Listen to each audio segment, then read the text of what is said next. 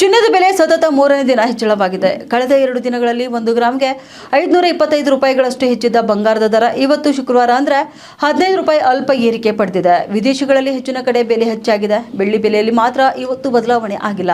ಇನ್ನು ಭಾರತದಲ್ಲಿ ಸದ್ಯ 10 ಗ್ರಾಂನ 22 ಕ್ಯಾರೆಟ್ ಚಿನ್ನದ ಬೆಲೆ 1,37,400 ರೂಪಾಯಿ ಆಗಿದೆ.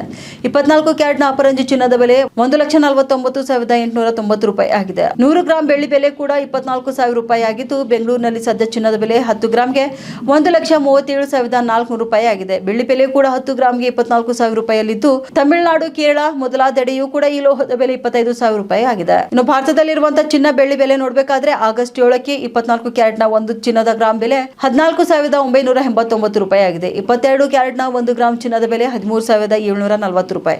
ಇನ್ನು 18 ಕ್ಯಾರೆಟ್ನ 1 ಗ್ರಾಂ ಚಿನ್ನದ ಬೆಲೆ 11,242 ರೂಪಾಯಿ ಆಗಿದೆ. ಇನ್ನು ಬೆಳ್ಳಿ ಬೆಲೆಯೂ ಕೂಡ 1 ಗ್ರಾಂಗೆ 240 ರೂಪಾಯಿ ಆಗಿದೆ.